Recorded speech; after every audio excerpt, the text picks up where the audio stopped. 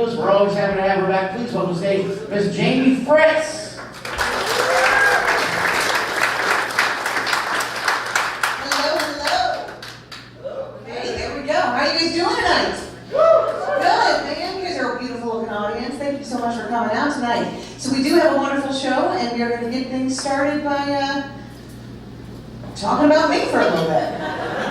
Man, I'm so glad you guys are on board for that, because that shit was going to happen anyway. Thank you for choosing it. Yeah, I only brought the one topic. Sorry. But no, I'm kind of coming to terms with the fact that I don't qualify as young anymore. Right? I'm not calling myself old. I'm not. But I don't qualify as young. I mean, doing what I do, I walk into bars and clubs every single night, and I watch as every single man in that room just solidly doesn't look up. I mean, like right now, I got a beer in the back, completely unattended. No fears of getting roofied. I'm not saying I want anything to happen, but I'd like to have some concerns. The real thing, though, like the real reason why I know I'm not young anymore, I have absolutely just no sexual interest in a dude sporting a man bun.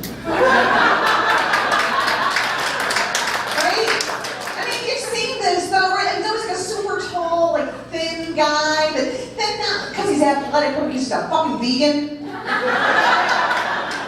Walking around talking about urban farming, and meanwhile he's got a librarian's bun right on the top of his head. I think about that moment when you're on your date with man bun, and you're making out with him on the couch, and you're getting your fingertips and the hairs like right at the base of the neck, and you're unknowingly pulling some of the centralized hairs inside of the bun, and so eventually it's gonna hurt, and he's gonna have to like take it down and like do that Pantene Pro V hair commercial hair shape, just it's just not masculine enough to make me think I gotta take my clothes off. That's not true. That would like totally work if somebody wanted to throw that at me. Like, I'm like guaranteed gonna pick that shit up, right? I mean, like, we're just being honest with ourselves. Anybody who's young enough to think a man bun is a decent hairstyle, he has no interest in fucking me. So, like, know your lane, right?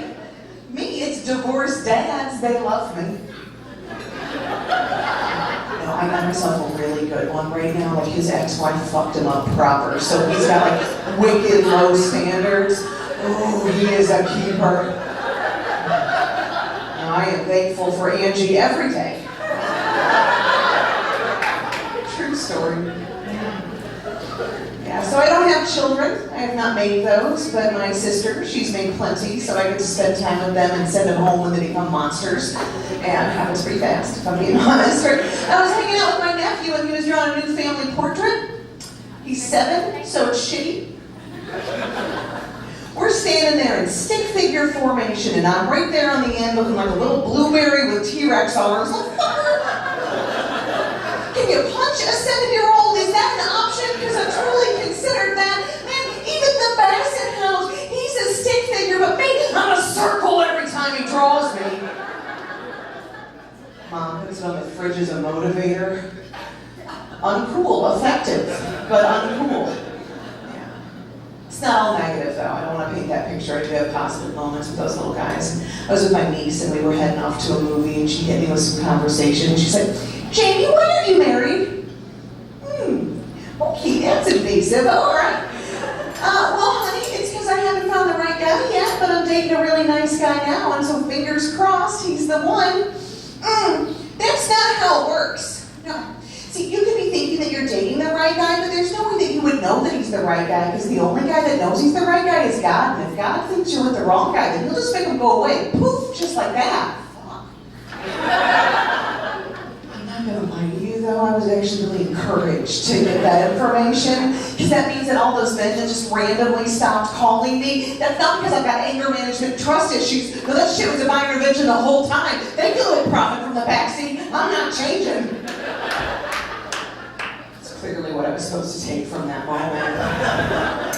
So I don't get trusted to babysit very frequently. Yeah, because my sister, she's smart. She is. I mean, I always come home with some sort of just awful story that I'm not supposed to have. I mean, and frankly, the last time I wouldn't even call it babysitting. And she called me in a panic. She's like, look, I just need that one less kid for an hour. I don't care which one you pick, whichever one's the most manageable for you. Just get them out of the house, go to the park, go to the zoo, I don't care. I'm like, okay, cool, got it.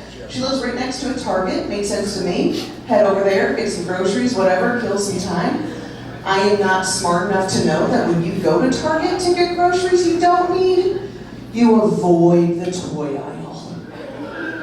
Everyone else knows that. No, I found this out the hard way, so thanks, right? We walk in there, and this kid, he makes a beeline for this Thomas the Train display, and I don't really know what Thomas the Train is, but it's like a train that I guess has like train friends that teach you train facts that are real fucking useful in this day and age. And I got like Thomas and Percy and Lucy and Joseph and the fucking Beagles in it or whatever. And so the kid, he sees this and he's like, oh, Jamie, can I get one of those trains? No, buddy, it's not on the list. And just start walking like a squash bat. No. He drops into that crap child yell that they're all just apparently born knowing. And at the top of his lungs, he just yells out, I want pussy! Clearly someone doesn't know how to pronounce Percy correctly. That's absolutely wonderful to discover in the store together today at this moment. Oh God. And I just start dragging him deliberately out of the toy aisle, and he just keeps screaming at the top of his lungs, I want pussy!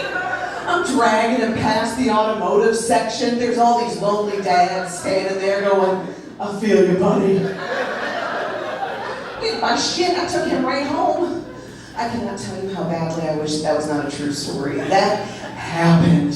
And it took me so long to drag that kid out of that store. He kept getting floppy and shit. He kept screaming the whole time. Every single mom in there is looking at me going, oh my God, what are you teaching him? Shut the fuck up, bitch. She's got needs.